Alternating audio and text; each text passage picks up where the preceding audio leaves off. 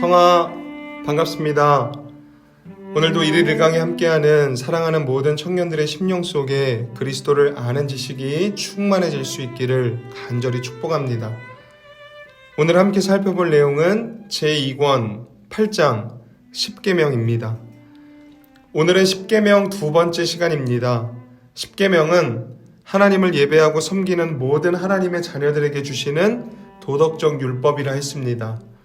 하나님의 백성인 우리도 마찬가지로 10계명을 소중히 지켜야 하는데 몇 가지 주의사항이 있었습니다. 10계명을 지킬 때 가감하지 말고 말씀에 기록된 대로 지켜야 합니다. 그리고 하나님이 목적하신 영적인 의미들을 깨닫고 지켜야 합니다. 마지막으로 하나님을 사랑하고 온전히 예배하는 삶이 선행되어야 나머지 이어지는 5에서 10계명, 이웃과 관련된 계명들도 온전히 지킬 수 있다는 것이었습니다.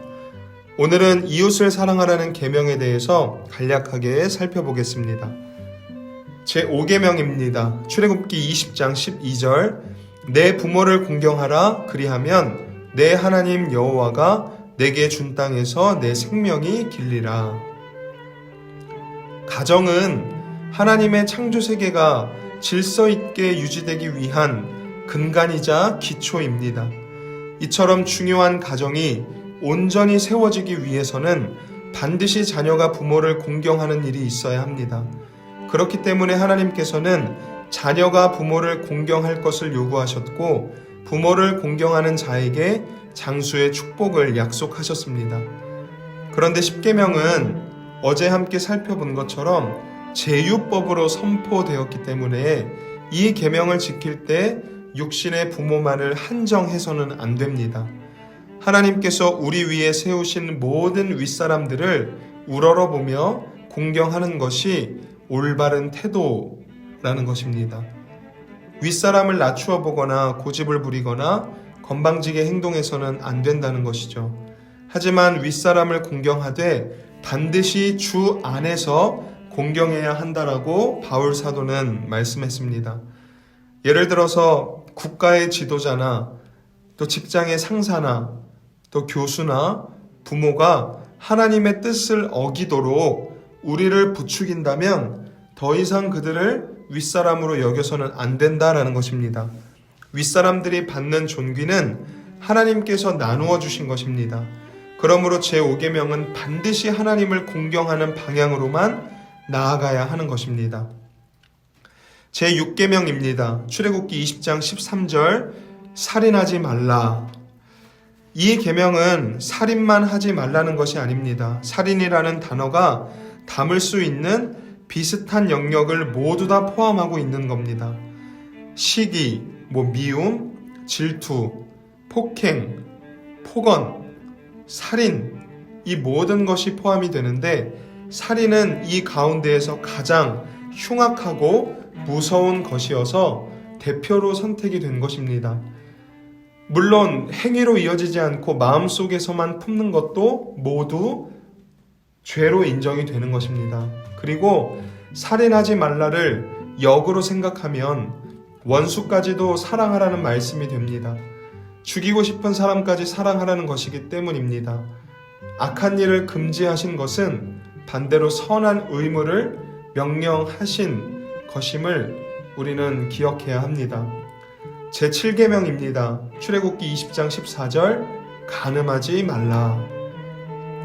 이 계명은 마음의 순결과 몸의 정조를 깨끗하게 지키라는 것으로서 함부로 독신을 선택하지 말고 타오르는 정욕을 절제하며 하나님께서 나에게 정해주신 짝과 바른 사랑의 관계 속에서 살라는 것입니다.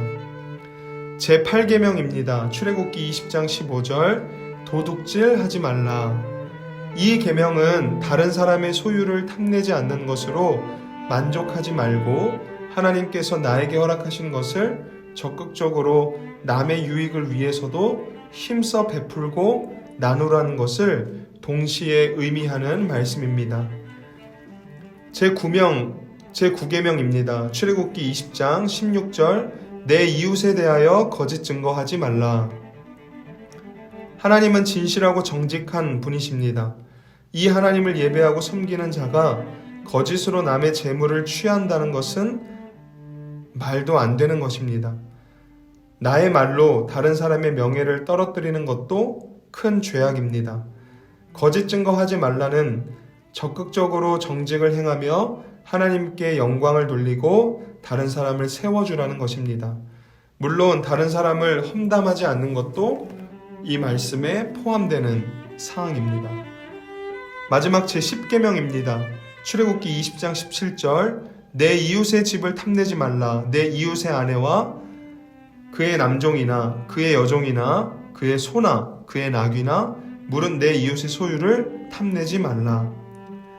이 계명은 사랑과 반대되는 모든 욕망을 마음속에서 몰아내라는 것입니다.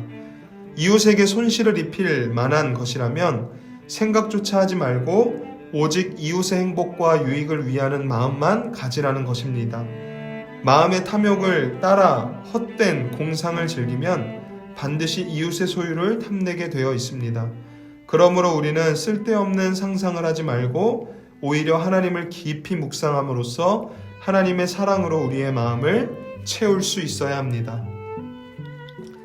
지금까지 10계명의 의미들을 간략하지만 하나하나 살펴보았습니다. 그렇다면 10계명을 어떠한 마음가짐으로 지켜야 할까요? 10계명을 지킬 때 반드시 기억해야 하는 한 가지는 10계명 안에 하나님의 성품이 담겨 있다는 것입니다. 그래서 10계명을 지키는 것은 하나님을 닮아가고 하나님의 형상을 회복하는 일입니다. 그런 의미에서 10계명을 예외 없이 하나하나 지키려는 노력은 너무나 소중한 것입니다. 무엇보다 하나님의 성품을 본받아 우리도 그렇게 살려면 하나님에 대한 사랑으로 우리 심령이 가득 채워져야 합니다. 그 사랑의 샘에서 이웃에 대한 사랑이 흘러나오기 때문입니다. 우리 자신은 악하고 연약하기 때문에 사람을 보면 사랑하기보다 미워하기가 더 쉽습니다. 그래서 항상 우리는 먼저 하나님을 바라보아야 합니다. 예수님은 그런 의미에서 마음을 다하고 목숨을 다하고 뜻을 다해 하나님을 사랑하는 것이 가장 크고 첫째 되는 계명이라 분명하게 말씀하신 것입니다.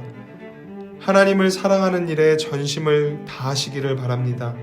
그래서 내 주변 이웃들을 하나님의 사랑으로 돌보아 주시고 섬겨주시는 일을 힘써 행하시는 오늘 하루의 삶이 될 수 있기를 주님의 이름으로 간절히 축복합니다.